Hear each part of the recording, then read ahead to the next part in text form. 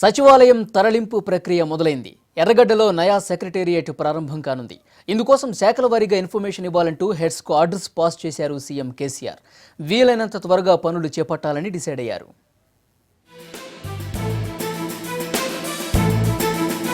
ఎర్రగడ్డ చెస్ట్ ఆసుపత్రి అడ్రస్ మారిపోయింది. ఇక నుంచి కేర్ ఆఫ్ వికారాబాద్, అనంతగిరి. ప్రస్తుత చెస్ట్ ఆసుపత్రి ప్లేస్ లో నయా సెక్రటేరియట్ నిర్మించేందుకు ప్లాన్ చేసిన సర్కార్ ఫస్ట్ స్టెప్ వేసింది. కొత్త ఆఫీస్ కు కావాల్సిన వివరాలు సేకరించే పనిలో పడింది. ఇందుకోసం సచివాలయంలోని అన్ని డిపార్ట్మెంట్స్ హెడ్స్ కు సర్క్యులర్ జారీ చేసింది సర్కార్.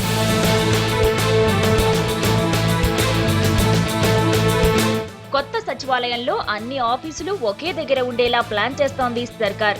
దీంతో సెక్రటేరియట్ లోని అనుబంధ ఆఫీసుల్లో పనిచేసే సిబ్బంది వివరాలు, కావాల్సిన ఛాంబర్స్ డీటెయిల్స్ అందించాలని ఆదేశించారు సీఎం.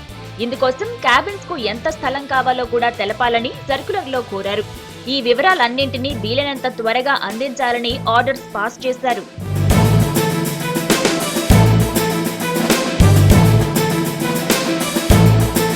ప్రస్తుతం ఉన్న సమతా బ్లాక్ తో పాటు మిగతా 4 బ్లాకుల్లో మొత్తం 23 శాఖలున్నాయి. వీటన్నింటిలో దాదాపు 3000 మంది సిబ్బంది పనిచేస్తున్నారు. దీనికి తోడు ఆయా శాఖలపై మంత్రులు రివ్యూ నిర్వహించినప్పుడు అధికారులకు ఇబ్బందులు తప్పడం లేదు.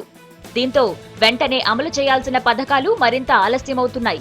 అయితే కొత్త సచివాలయంలో ఇలాంటి ఇబ్బందులు తలెత్తకుండా దాదాపు 75 శాఖలు ఒకే చోటుకు చేరుస్తున్నారు. దీంతో ఉద్యోగుల సంఖ్య 10,000కు చేరనుంది.